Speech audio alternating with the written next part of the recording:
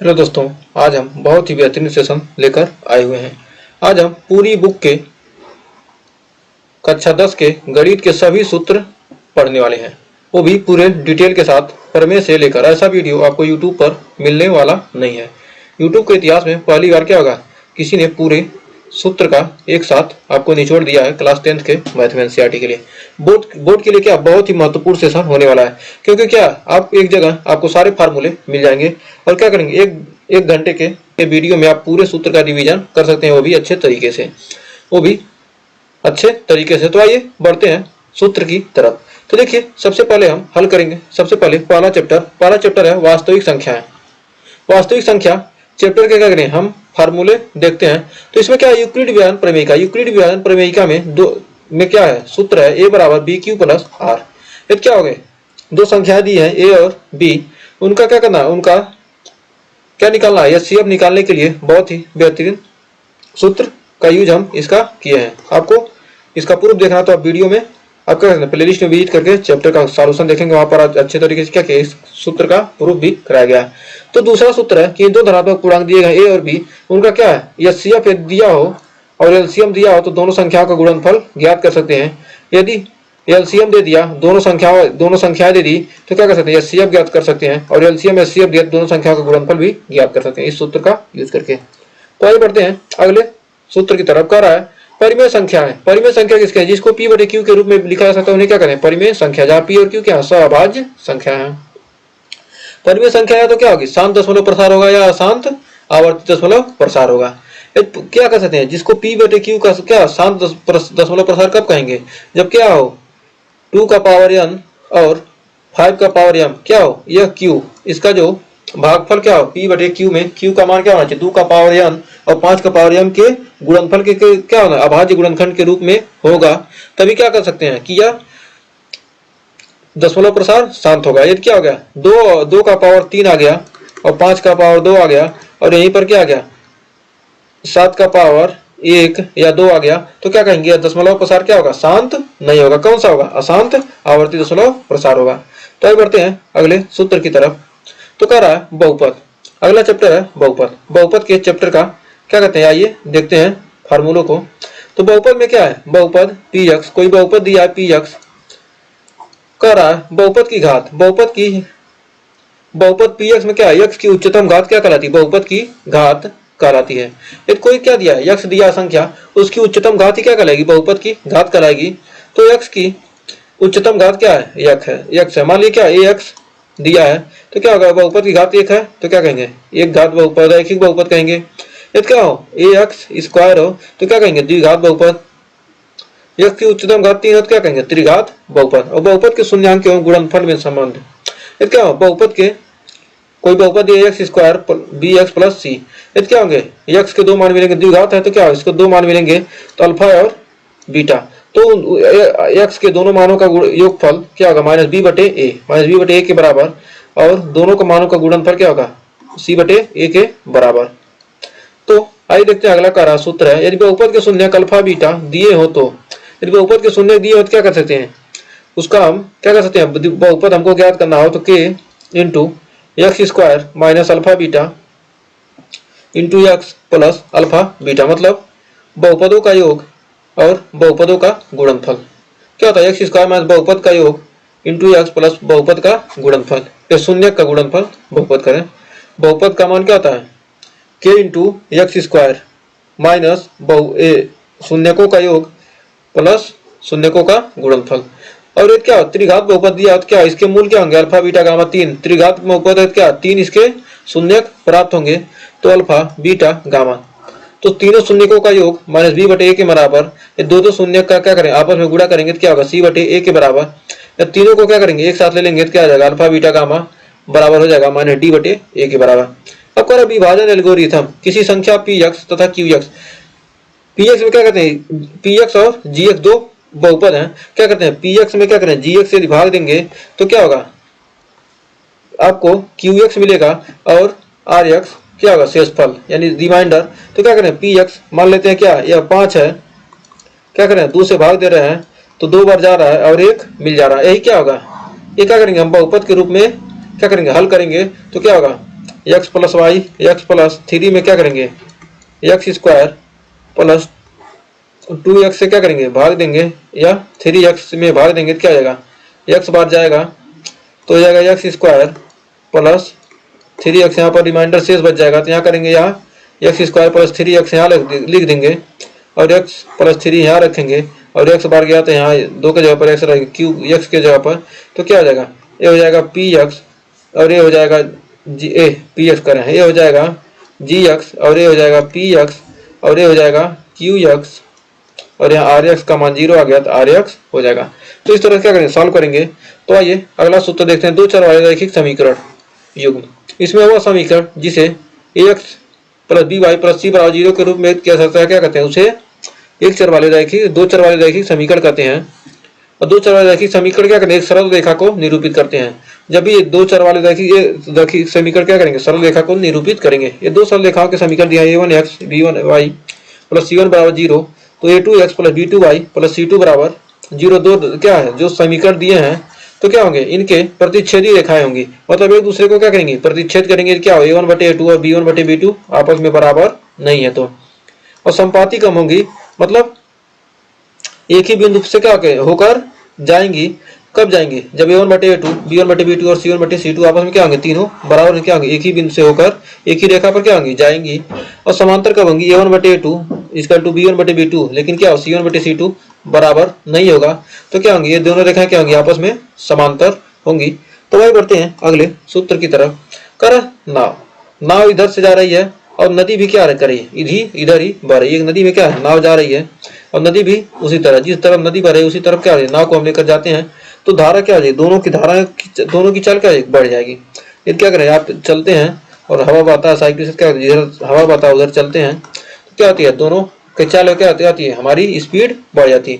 लेकिन अभी हम क्या करते हैं नाव जिधर जा रही है और उसके विपरीत हम धारा के विपरीत धारा इधर बह रही है और नाव क्या इधर जा रही है तो क्या हो जाएगी हमारी चाल घट जाती है। क्या करते हैं साइकिल चलाते हैं हवा बहता है तो क्या कहते हैं हमारे ज्यादा जोर लगाते हैं तब भी क्या होती है साइकिल धीरे ही आगे बढ़ती है। उसी प्रकार क्या है तो दोनों के प्रतिकूल चाल तो क्या धारा के अनुकूल चाल क्या होगा एक्स प्लस वाई और धारा के प्रतिकूल चाल एक्स माइनस वाई। तो दो चर वाले रैखिक समीकरण के हमने उतने सूत्र देखे। अब बढ़ते हैं द्विघात समीकरण, अगला चैप्टर है द्विघात समीकरण। द्विघात समीकरण के सूत्र देखते हैं। द्विघात समीकरण दिया x squared plus b x plus c बराबर 0 के रूप के जितने भी समीकरण होते हैं सभी समीकरण क्या कहलाते हैं द्विघात समीकरण कहलाते हैं। द्विघात समीकरण इसको लिख देते हैं एक सेकेंड, ये क्या है द्विघात समीकरण। सभी समीकरण क्या कहलाते हैं द्विघात समीकरण कहलाते हैं। द्विघात समीकरण कहलाते हैं जैसे एक्स स्क्वायर का गुणांक शून्य ना हो, जहां पर क्या होना चाहिए यदि एक्स स्क्वायर का गुणांक क्या है यदि यहाँ पर एक्स स्क्वायर क्या होगा शून्य हो गया तो क्या होगा ये तो रैखिक समीकरण हो जाएगा बी एक्स प्लस सी। तो इसे क्या होना चाहिए एक्स स्क्वायर का गुणांक कभी भी शून्य नहीं होना चाहिए, मतलब ये नॉट इक्वल टू 0।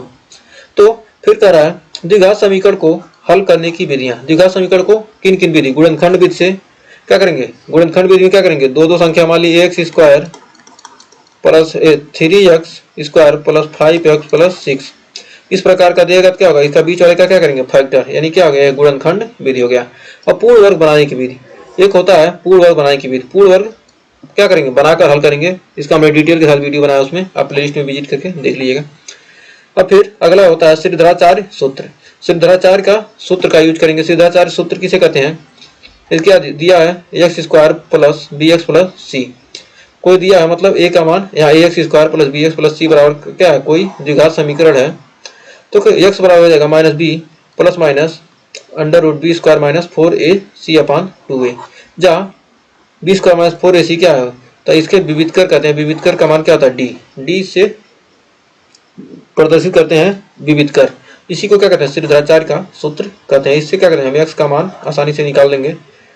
तो बढ़ते हैं अगले सूत्र की तरफ। मूल की प्रकृति, कब मूल वास्तविक होंगे बराबर होंगे और कब वास्तविक नहीं होंगे।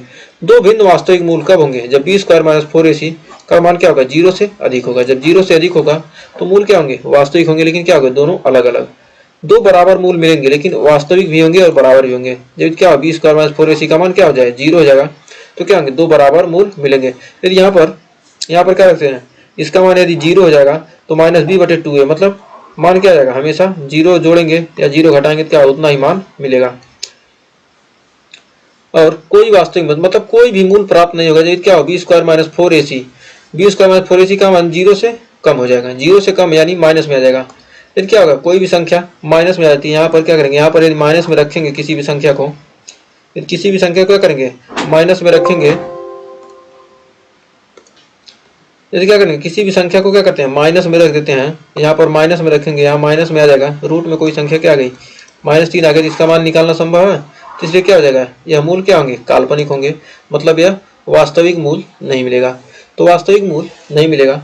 तो उम्मीद है यहाँ तक कोई डाउट नहीं होगा। अब अगला चैप्टर है समांतर श्रेणी। 5वें चैप्टर में पहुंच चुके हैं, समांतर श्रेणी। समांतर श्रेणी के फार्मूले यानी अर्थमेटिक प्रोग्रेशन इंग्लिश में कहते हैं। समांतर श्रेणी यदि क्या हो गए, समांतर श्रेणी कब कहेंगे, यदि किसी भी संख्या में क्या करें, बराबर संख्या क्या करें बार बार जोड़ते जाएं तो क्या होती है, जो श्रेणी प्राप्त होगी इसे क्या कहेंगे समांतर श्रेणी, जहाँ ए क्या होगा, यह प्रथम पद है, डी क्या सार्वंतर मतलब समान अंतर है, और यदि डी का मान निकालना हो तो a1, यदि इसको a1, इसको a2, इसको a3, इसको a4, a5 dot dot dot, तो क्या होगा, a2 में से a1 घटाएंगे तो d मिल जाएगा, a3 में से a2 या a4 में से a3 घटाएंगे तो क्या होंगे, हमेशा क्या होंगे सार्वंतर बराबर आएगा। ये क्या ऐसी श्रेणी को क्या कहते हैं, समांतर श्रेणी कहते हैं। तो यनवा पद मतलब कोई पद ज्ञात करना हो, यनवा पद यानी यल को क्या, अंतिम पद को क्या एन से प्रदर्शित करते हैं या an। तो an बराबर यनवा पद निकालना है तो a + n-1 इंटू डी, इस सूत्र का यूज करेंगे। और n पदों का योग, यदि क्या हो n संख्याएं दी गई है तो उनका योग निकालना होता है Sn बराबर, n पदों का योग को Sn से प्रदर्शित करते हैं, n/2 ब्रैकेट में 2a, ये प्रथम पद है, इंटू n-1, n जब सपद ज्ञात करना है n-1 इंटू डी, इस सूत्र का यूज करेंगे। क्या हो Sn बराबर, यदि क्या दिया हो अंतिम पद दे दिया हो, अंतिम पद दे दिया हो तो ज्ञात करेंगे n/2 a + l, पहला पद और अंतिम पद को जोड़ देंगे क्या हो जाएगा, n पदों का योग, ये क्या करेंगे n से भाग दे देंगे तो क्या जाएगा, हमको मिल जाएगा योग। अब बढ़ते हैं अगले फार्मूले की तरफ। तो अगला चैप्टर है त्रिभुज। त्रिभुज में कुछ प्रमेय हमने पढ़ना है, लेकिन बहुत से लोग क्या करते हैं आपको बताते हैं तो इन सब के बारे में नहीं बताते हैं, तो हम एक बार इसके बारे में थोड़ा सा चर्चा करते हैं। दो त्रिभुज क्या होंगे, समरूप होते हैं, क्या हो उनके संगत कोण बराबर हो तथा उनकी संगत भुजाएं एक ही अनुपात में अर्थात क्या हो समानुपाती हो। तो आधारभूत समानुपाती यानी बीपीटी प्रमेय यानी थेल्स प्रमेय क्या कहता है, ये क्या हो इस त्रिभुज की क्या है, कोई त्रिभुज है इसके किसी एक भुजा के समांतर या बीसी के क्या समांतर कोई एक रेखा खींच दी जाए तो क्या होंगे, ये दो त्रिभुज क्या होंगे, इन दोनों की ये जो भुजाएं क्या होंगी आपस में, ये दोनों क्या होंगे आपस में बराबर अनुपात में विभाजित करिए। किसी त्रिभुज की एक भुजा के समांतर अन्य दो भुजाओं को भिन्न भिन्न बिंदुओं पर खींचित करें। यदि कोई त्रिभुज की एक भुजा के समांतर या कोई भुजा है, ये कोई भुजा है इसके समांतर या इस भुजा के समांतर यहाँ से या यहाँ से या यहाँ से किसी भुजा के क्या समांतर क्या किया जाए, भिन्न भिन्न दो बिंदुओं पर प्रतिच्छेद करने वाले एक रेखा खींची जाए तो दो भुजाएं क्या करती है एक ही अनुपात में विभाजित करती है, जैसे AD/DB, AD/DB, एक सेकेंड, AD/DB, यहाँ पर इसका और इसका अनुपात इसके अनुपात के बराबर होगा, क्योंकि यह रेखा क्या है तीसरी रेखा के समांतर होगा। तो जिस अनुपात में काटेगी वो क्या होंगे, आप ये अनुपात क्या होंगे आपस में बराबर होंगे। ये क्या है थेल्स प्रमेय है। इसका विलोम भी होता है। इसका विलोम कहता है क्या, यदि एक रेखा किसी त्रिभुज की दो भुजाओं को एक ही अनुपात में विभाजित करे तो वह तीसरी भुजा के समांतर होती है, मतलब इसी प्रमेय का विलोम है। कर क्या है, यदि दोनों क्या है ये अनुपात क्या हो आपस में बराबर हो तो क्या होगा, ये भुजा और ये भुजा क्या होंगी आपस में समांतर होंगी। यही क्या है इस प्रमेय का विलोम है। कर दो त्रिभुज में संगत कोण बराबर हो तो उनकी संगत भुजाएं एक ही अनुपात में होती हैं, इसलिए ये त्रिभुज क्या होते हैं समरूप होते हैं। ये दो त्रिभुज हैं उनके संगत कोण क्या हो आपस में बराबर हैं। मान लीजिए एक त्रिभुज और ये त्रिभुज, एक कोण इसके बराबर, एक कोण इसके बराबर, एक कोण इसके बराबर, तो तीनों कोण क्या होंगे आपस में बराबर क्या होंगे, त्रिभुज क्या होंगे समरूप होंगी। इसे क्या कहेंगे एंगल समरूपता कसौटी। फिर कह रहा है दो त्रिभुज की में एक त्रिभुज की भुजाएं दूसरे त्रिभुज की भुजाओं के समानुपाती अर्थात एक ही अनुपात में हो तो संगत कोण इनके बराबर हो, इसलिए दोनों त्रिभुज क्या होते हैं समरूप होते हैं। इसे क्या कहते हैं भुजा समरूपता। मतलब क्या है, एक त्रिभुज है, ये दो त्रिभुज हैं क्या होगा, ये भुजा इसके बराबर, ये भुजा इसके बराबर, ये भुजा इसके बराबर, तो क्या कहेंगे, ये त्रिभुज क्या होंगे, आपस में समरूप हो जाएंगे। इसे क्या कहेंगे, side side side side side समरूपता नियम। फिर कह रहा दो समरूप त्रिभुजों के क्षेत्रफल का अनुपात इनकी संगत भुजाओं के अनुपात के वर्ग के बराबर होगा। ये दो त्रिभुज क्या है, समरूप हैं, तो उनके क्षेत्रफलों का अनुपात इनकी संगत भुजाओं के अनुपात के क्या होता है, वर्ग के बराबर होता है। मतलब इसका कहने का मतलब क्या, दो त्रिभुज दिए हैं, तो क्या इनका क्षेत्रफल निकालना है, तो इनकी संगत भुजाओं का वर्ग। मान लीजिए A B C D E F, तो इस भुजा का वर्ग, इस भुजा का वर्ग का अनुपात, इस भुजा के वर्ग का अनुपात, इस भुजा के वर्ग का अनुपात क्या होगा, इस दो त्रिभुजों के, दोनों त्रिभुज के क्षेत्रफल के वर्ग के, दो त्रिभुज के क्षेत्रफल के अनुपात के क्या होता है, बराबर होगा। तो अगला प्रमेय है, कह रहा है यदि एक त्रिभुज का एक कोण दूसरे त्रिभुज के एक कोण के बराबर हो तथा इन कोणों के अंतर्गत आने वाली भुजाएं समानुपाती हो तो दोनों त्रिभुज क्या होंगे, समरूप होंगे। कह रहा है त्रिभुज का एक कोण दूसरे त्रिभुज के एक कोण के बराबर हो, कोई त्रिभुज है उसका क्या हो, एक कोण दूसरे त्रिभुज के एक कोण के बराबर हो, और इन कोणों के अंतर्गत आने वाली भुजाएं क्या हो, बराबर अनुपात में हो, तो ये त्रिभुज क्या होते हैं, समरूप होते हैं। इसे क्या कहेंगे, साइड एंगल साइड। मतलब दो त्रिभुज हैं, क्या कर एक कोण बराबर हो, एक कोण बराबर हो, और ये भुजा बराबर, ये भुजा बराबर हो, तो क्या कहेंगे, ये त्रिभुज क्या होगा, समरूप हो जाएगा। फिर कह रहा है यदि किसी समकोण त्रिभुज के समकोण वाले शीर्ष से कर्ण पर लंब डाला जाए, यदि कोई क्या है, समकोण त्रिभुज है, कर यदि किसी समकोण त्रिभुज के समकोण वाले शीर्ष से, इस समकोण वाले शीर्ष से कर्ण पर लंब डाला जाए तो इस लंब के दोनों ओर बने त्रिभुज संपूर्ण त्रिभुज को क्या होते हैं, समरूप होते हैं। मतलब ये त्रिभुज क्या होंगे, ये जो बड़ा वाला त्रिभुज है इसके समरूप होते हैं। यही क्या करना है, यही इस प्रमेय में बताया गया है। फिर अगला प्रमेय है क्या, ये समकोण त्रिभुज में कर्ण का वर्ग शेष दो भुजाओं के वर्गों के योग के बराबर होता है। मतलब ये पाइथागोरस प्रमेय को कह रहा है कि मान लीजिए ए बी सी, मतलब ए बी का स्क्वायर इसके स्क्वायर के और इसका स्क्वायर बराबर होता है, इसका स्क्वायर जोड़ देंगे क्या होगा, कर्ण के स्क्वायर के बराबर हो जाएगा। यही प्रमेय कहता है कि त्रिभुज की एक भुजा का वर्ग अन्य दो भुजाओं के वर्गों के योग के बराबर हो तो पहली भुजा का सम्मुख कोण क्या होता है, समकोण कहता होता है। मतलब ये क्या है, पाइथागोरस प्रमेय कहता है कि मतलब क्या, इसका वर्ग इसके और इसके वर्ग के योग के बराबर हो, तो ये जो जिसका वर्ग बराबर होता है क्या, ये जो ये भुजा है उसके सामने की भुजा क्या होती है, समकोण होती है। तो ये था त्रिभुज के कुछ प्रमेय। अब बढ़ते हैं निर्देशांक ज्यामिति के चैप्टर के, इसके भी फार्मूले देख लेते हैं। कर दूरी का सूत्र दो बिंदु क्या दी, एक रेखा दी है, उसके दो बिंदु दिए हैं, उनके बीच की दूरी निकालना है। दो बिंदुओं के बीच की दूरी, ये क्या, दोनों बिंदु क्या, x1 y1 और x2 y2 है, तो उनके बीच की दूरी का सूत्र होता है PQ बराबर उनकी बीच की दूरी x2 माइनस x1 का स्क्वायर और y2 माइनस y1 का स्क्वायर, दोनों का वर्गमूल निकालेंगे तो क्या होगा, आसानी से हमको लंबाई मिल जाएगी। अब खंड सूत्र मतलब क्या, किसी m1 और m2 क्या है, दो बिंदु हैं, किसी रेखा को क्या करते हैं, दो अनुपात में m1 संबंध है m2 के अनुपात में बांटते हैं। P x, x1 y1 और x2 y2 है, क्या है, कोई बिंदु क्या है, कर रहा है या तीन संबंध दो या चार संबंध पांच किसी अनुपात में बांटता है, तो क्या उसका सूत्र क्या होगा, तो m1 x2 plus m2 x1 बटे m1 plus m2, m1 y1 plus m2 y1 बटे m1 प्लस m2। इस सूत्र का उपयोग करके हम क्या करते हैं, इस बिंदु का निर्देशांक ज्ञात करते हैं जिस अनुपात में बांट रहा है।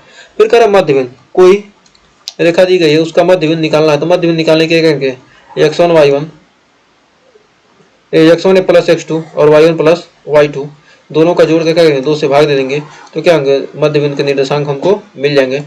तो आइए बढ़ते हैं अगला सूत्र कह रहा मूल बिंदु से दूरी, कोई रेखा है, कोई क्या है, ये मूल बिंदु है, मान लीजिए क्या है, ऐसे बन गया, मूल बिंदु से क्या कर रहा है, कोई बिंदु कोई रेखा दे दिया क्या, x, y, यहाँ पर मान लीजिए कोई x, y दे दिया है, कर मूल बिंदु से दूरी क्या होगी, मूल बिंदु से ऐसे दे दिया और क्या कर दिया, यहाँ दे दिया x, y, कोई बिंदु दे दिया, कर रहा है यहाँ से दूरी कितना होगा। मूल बिंदु से दूरी के लिए क्या होता है, x2 माइनस x1 करेंगे, y1 माइनस y2 करेंगे तो क्या होगा, एक का मान 0 हो जाएगा, क्या होगा, x square plus y square. मूल बिंदु से दूरी का सीधे सूत्र हम डायरेक्ट लगाएंगे, क्या मूल बिंदु से p की दूरी क्या होगा, under root x square plus y square. फिर कहा त्रिभुज का क्षेत्रफल निकालने का बहुत ही सिंपल सा फार्मूला है। कहा त्रिभुज का क्षेत्रफल निकालने के लिए 1/2 क्या, तीनों बिंदुओं के निर्देशांक x1 y1 x2 y2 x3 y3, तो इसका सूत्र निकालने के लिए सबसे पहले क्या करेंगे, x y y फिर x y y फिर x y y, ऐसे रख देंगे और y दोनों y के बीच क्या करेंगे, माइनस लगा देंगे। तो यहाँ पर 1 लिखेंगे, 2 3, फिर 1 से शुरू किए थे, फिर क्या करेंगे 2 से शुरू करेंगे, 2 3 1, अब 3 से शुरू करेंगे, 3 1 2। मतलब ऐसे बढ़ते हैं जैसे 1 2 3, मान क्लॉकवाइज चलते हैं 1 2 3, यहाँ से चले यहाँ तक चले 1 1 2 3, फिर यहाँ शुरू किया 2 3 1, अब फिर 3 1 2। यही क्रिया हम क्या करते हैं, चलते रहते हैं। कर रहा है 3 रेखाएं क्या होंगी, आपस में संरेखी होंगी। कर रहा 3 बिंदु दिया है तो संरेखी कब होंगे। कर रहा क्या, यदि उनका क्षेत्रफल 0 हो जाए तो क्या करें, क्या दे दिया, कर 3 बिंदु दिया ए, क्या वे संरेखी होंगी कब, जब क्या होगा त्रिभुज का क्षेत्रफल क्या हो जाए, 0 मिल जाएगा। तो क्या हो जाएंगी, वो देखा क्या जाएंगे, आपस में संरेखी हो जाएंगी। तो वही बढ़ते हैं अब त्रिकोणमिति। अगला चैप्टर है त्रिकोणमिति। 8वां चैप्टर क्या है, 8वां चैप्टर पे हम पहुंच चुके हैं, त्रिकोणमिति। त्रिकोणमिति का परिचय। त्रिकोणमिति में सबसे पहले हमको क्या, त्रिकोणमिति अनुपात साइन थीटा बराबर लंब बटे कर्ण, कास थीटा बराबर आधार बटे कर्ण और टेन थीटा बराबर लंब बटे आधार। हमने सिंपल सा फार्मूला पढ़ा है, लाल बटे कक्का। तो क्या होगा, साइन लंब बटे कर्ण, कास आधार बटे कर्ण, टेन लंब बटे आधार। यदि क्या करें, इसी को उल्टा करें, कक्का बटे लाल। तो कौशिक थीटा कर्ण बटे लंब, सेक थीटा कर्ण बटे आधार और कॉट थीटा आधार बटे लंब। एकदम सिंपल सा फार्मूला था इसका। हमें देखिए, जो सबसे बड़ी भुजा होती है उसे क्या कहते हैं, कर्ण, और जो कोण दिया है उसके सामने की भुजा क्या होगी, हमेशा लंब होगी, और कोण से लगा भुजा क्या होती है, आधार होती है। तो फिर त्रिकोणमिति अनुपात की सारणी दिया है, मतलब क्या करेंगे, मान ज्ञात करना, क्या 0 1 2 3 4 तक लिख लीजिए, और सभी में क्या कीजिए 4 से भाग देंगे और सभी का वर्गमूल निकाल लेंगे। तो क्या होगा, साइन का मान आपको मिल जाएगा। साइन का मान मिल गया तो उसके बाद क्या, उल्टा कास का मान लिख देंगे, फिर टेन का मान लिख देंगे। इसी प्रकार क्या आसानी से आप लिख सकते हैं। ये सारणी है, आप इसके भली बात परिचित है। टेन ए बराबर होता है साइन थीटा बटे कास थीटा।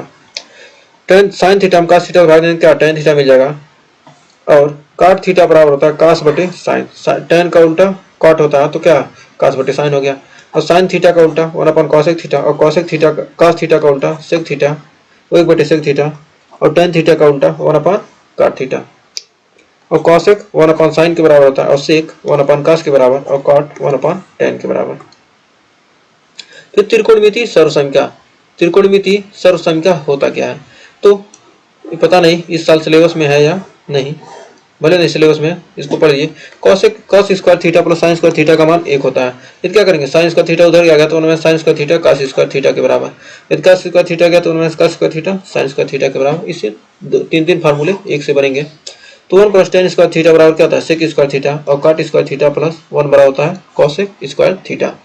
यहाँ पर देखिए सी सी है, यहाँ पर एस टी है, एस के बाद टी, तो ऐसे याद कर सकते हैं, एस टी, सी के साथ एस, सी एस, सी सी, सी सी, सी ओ सी ओ, और सी O S I, C O S I, सी ओ सी ओ, और एस टी। आसानी से याद कर सकते हैं टिक लगाकर कोई भी। अब अगला चैप्टर है वृत्त।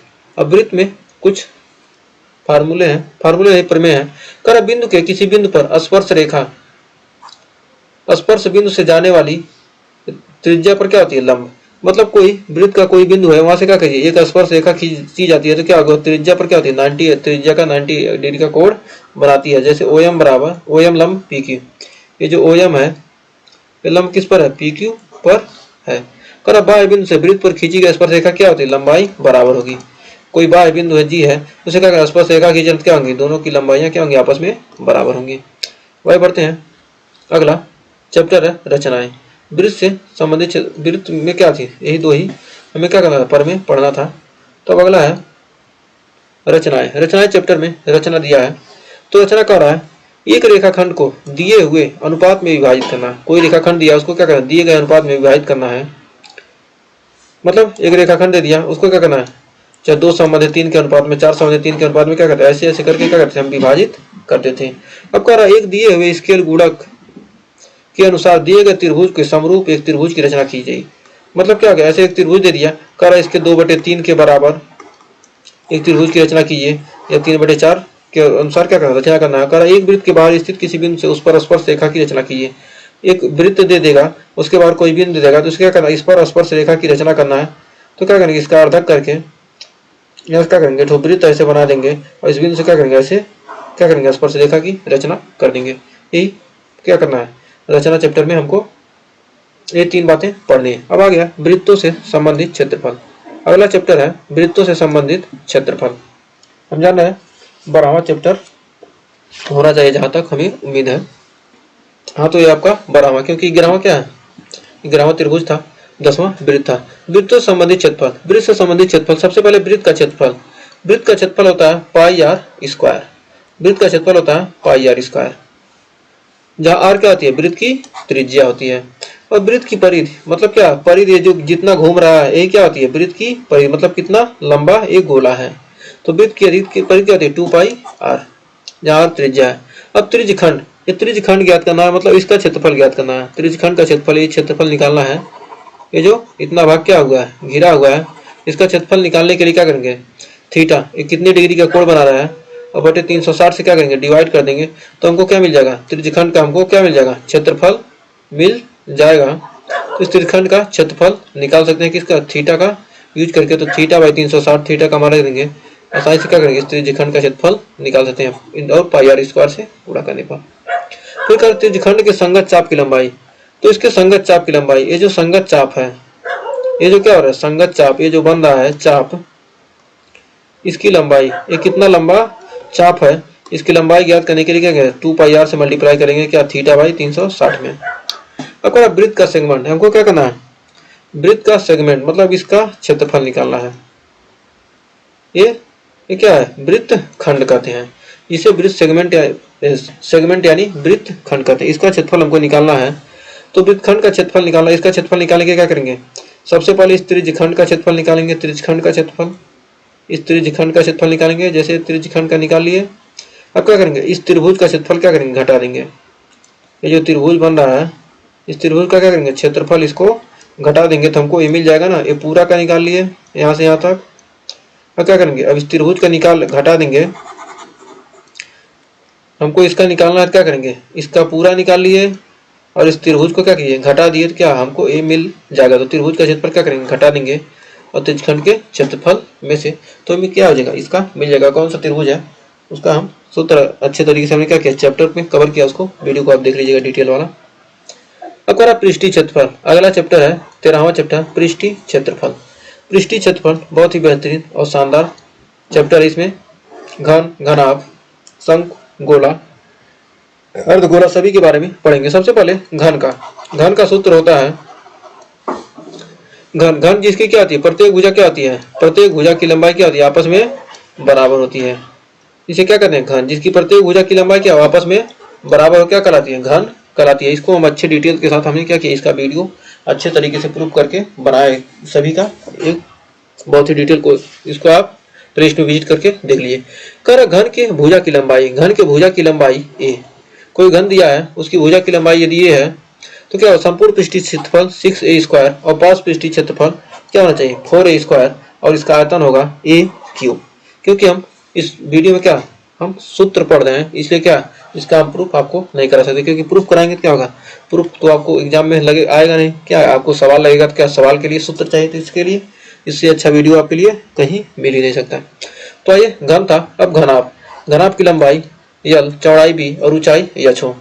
तो लंबाई, चौड़ाई, ऊंचाई, लंबाई, चौड़ाई, ऊंचाई यदि हमको मिल गया तो क्या कर सकते हैं, इसका आसानी से संपूर्ण पृष्ठीय क्षेत्रफल, संपूर्ण पृष्ठीय क्षेत्रफल 2 गुणे लंबाई गुणे चौड़ाई प्लस चौड़ाई गुणे ऊंचाई और ऊंचाई गुणे लंबाई, 2 l b b h h l, l b b h h l. क्या लिख दिए, यल बी एच लिख लीजिए, क्या एक बार इसको ले लीजिए और एक बार इसको ले लीजिए, एक सेकंड, क्या कीजिए, यल बी एच है तो इसको लीजिए, फिर इसको लीजिए और फिर तीनों को ले लीजिए, तो क्या होगा, उसके बाद 2 से मल्टीप्लाई करिए, आपका संपूर्ण पृष्ठ निकल जाएगा। फिर पास पृष्ठ निकालना है तो यल बी एच है तो क्या, इनको जोड़ कर क्या ऐसे गुणा कर दीजिए, 2 लगा दीजिए, एकदम सिंपल सा याद करने का फंदा। तो क्या पास पृष्ठीय क्षेत्रफल निकालेंगे। अब आयतन निकालना है तो यल बी एच, तीनों का गुणा कर दीजिए आपस में, एकदम सिंपल सा है। अब बेलन, बेलन में क्या होता है, ऊंचाई होगा और उसकी बेलन की क्या होगी, त्रिज्या होगी। तो बेलन की त्रिज्या और ऊंचाई होगी। तो कह रहा है बेलन दिया है, तो बेलन की त्रिज्या r, ऊंचाई h है। तो बेलन का वक्र पृष्ठीय क्षेत्रफल मतलब क्या किया, ऐसे बेलन क्या होगा, ऐसे चौकोर कागज का बेलन हो जाएगा। तो इसका क्या होगा, इसका 2 पाई r और ऊंचाई h से क्या करेंगे, गुणा कर देंगे, तो क्या हो जाएगा, हमको वक्र पृष्ठीय क्षेत्रफल निकल जाएगा। और संपूर्ण पृष्ठीय निकालना है तो क्या होगा, ऊपर और नीचे दो क्या हो रही है, दो क्या बन रहा है, वृत्त बन रहा है। तो क्या करेंगे, वक्र पृष्ठीय में क्या करेंगे, दोनों वृत्त को क्षेत्रफल, वृत्त का क्षेत्रफल क्या होता है, पाई आर स्क्वायर। तो पाई आर स्क्वायर क्या करेंगे, जोड़ देंगे तो क्या हो जाएगा, 2 pi R H plus are, संपूर्ण पृष्ठ का क्षेत्रफल हो जाएगा। अब बेलन का आयतन pi r squared h, pi r squared h से गुणा कर देंगे तो क्या हो जाएगा, वृत्त का क्षेत्र बेलन का आयतन निकल जाएगा, क्योंकि पाई आर स्क्वायर क्या होता है, क्षेत्रफल में क्या करें, यदि ऊंचाई से गुणा करें तो क्या हो जाएगा, आयतन निकल जाएगा। फिर अगला सूत्र है शंकु।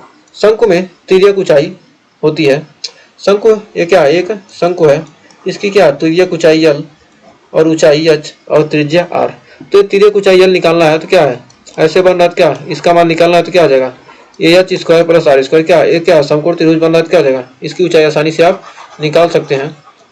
तो यल का मान आसानी से क्या हो गया, निकल गया। अब संपूर्ण पृष्ठीय क्षेत्रफल, संपूर्ण पृष्ठीय क्षेत्रफल पहले वक्र पृष्ठ निकालते हैं। तो वक्र पृष्ठ होता है पाई आर यल, पाई आर यल वक्र पृष्ठ, जो बाहर से दिखाई दे रहा है क्या, पाई आर यल वक्र पृष्ठ निकल गया।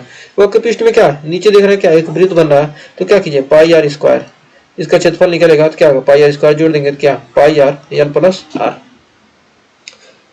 तो यहाँ से क्या किया, वक्र पृष्ठ संपूर्ण पृष्ठ भी निकल गया। अब आयतन निकालना तो 1/3 पाई आर स्क्वायर एच, क्योंकि क्या होता है, यह 1/3 होता है, क्योंकि क्या ऐसे तिरछा कटा हुआ है, तो क्या 1/3 पाई आर स्क्वायर एच।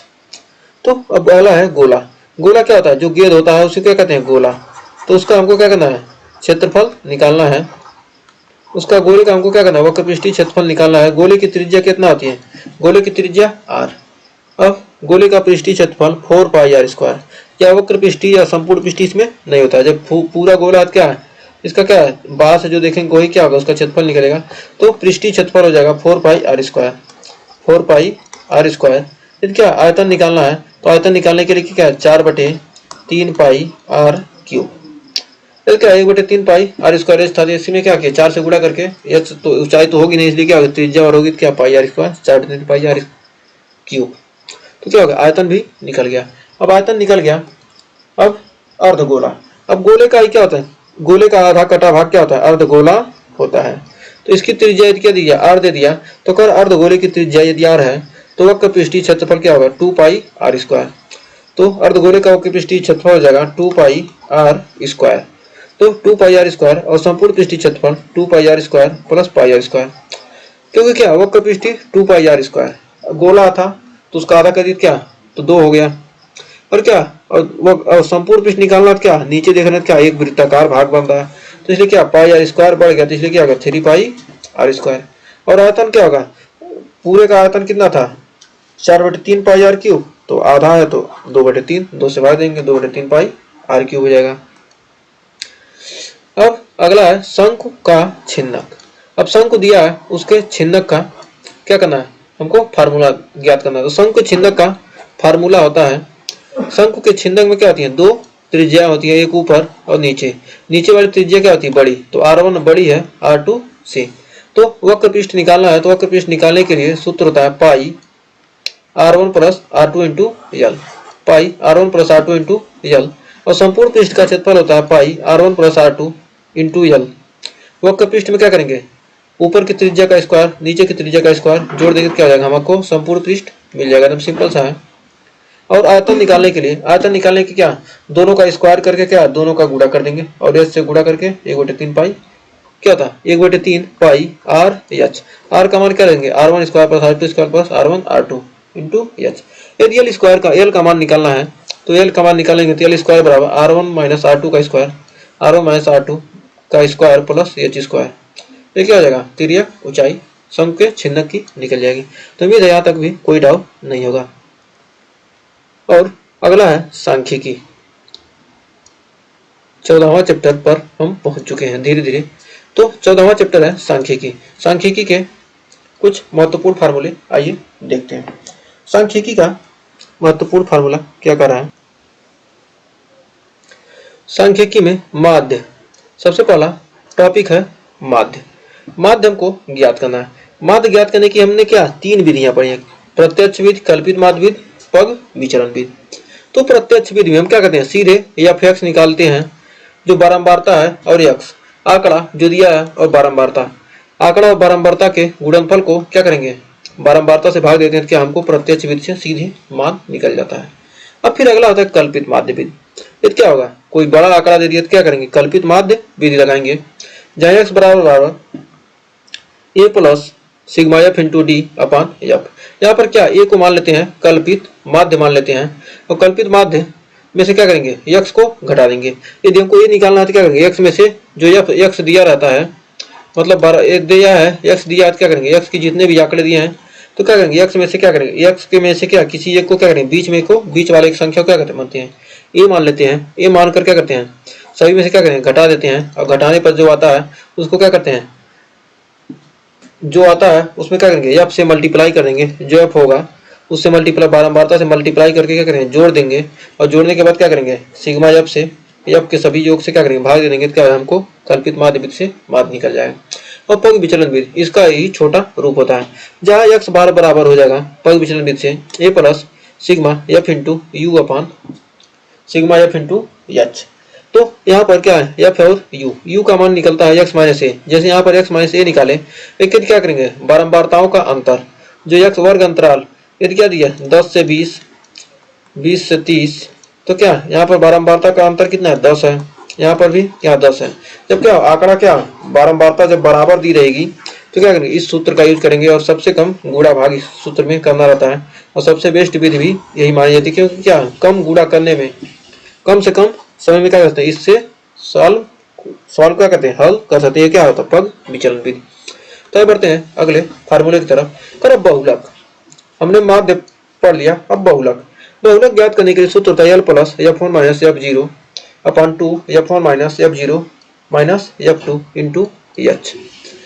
तो यल क्या होता है, यल बहुलक वर्ग की निम्न सीमा, जिसको क्या जो सबसे अधिक बार आता है उसे क्या कहते हैं, बहुलक वर्ग मानते हैं। बहुलक वर्ग में क्या 10 से 20 दे दिया तो क्या होगा, यल का मान यही हो जाएगा। वर्ग अंतराल इनके बीच का अंतर क्या हो गया, 10 आ गया, क्या हो गया, एच का मान मिल गया। कर बहुलक वर्ग की बारंबारता, जो बहुलक वर्ग है जिस क्या है, जिसकी ये जो बहुलक वर्ग हमारे लिए क्या 5 है, सबसे अधिक बार आया, उसके बाद 4 3 2 1 0 3 आया है, तो क्या होगा, यही को क्या मान लेंगे, इसी को मान लेते हैं f1, और इसके पहले की जो बारंबारता होगी क्या कहलाएगी, f0, और उसके नीचे की बारंबारता f2 कहलाएगी। तो इस सूत्र में क्या करेंगे, इन सब मान को रख देंगे तो आसानी से क्या करते हैं, हम बहुलक निकाल सकते हैं। तो अगला फार्मूला है माध्यक। माध्यक ज्ञात करने का बहुत ही बेहतरीन फार्मूला।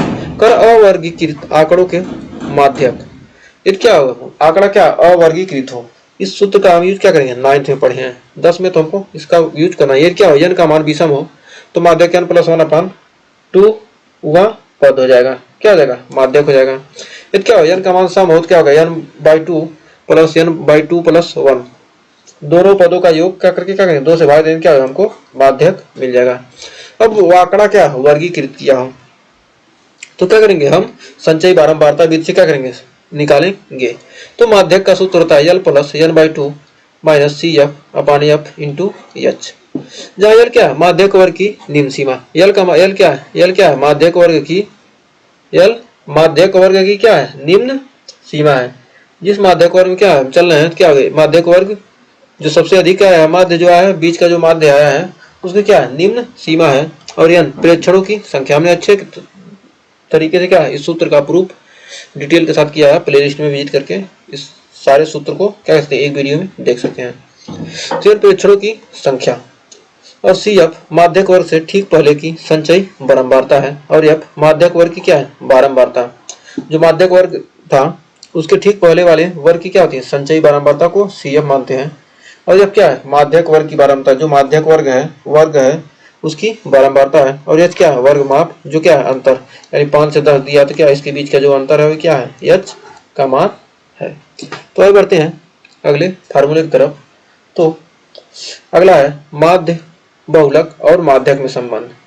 माध्य दिया हो, बहुलक दिया हो, माध्यक में संबंध, तो 3 गुणे माध्यक प्लस बहुलक 3 गुणे माध्यक बराबर बहुलक प्लस 2 गुणे माध्यक।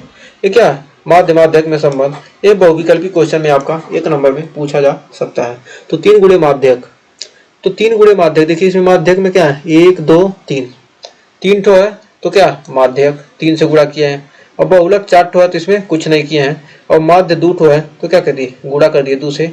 तो क्या हो गया, 3 माध्यक बराबर बहुलक प्लस 2 गुणे माध्य। इस ट्रिक से क्या करते हैं, आप आसानी से इसको याद कर सकते हैं।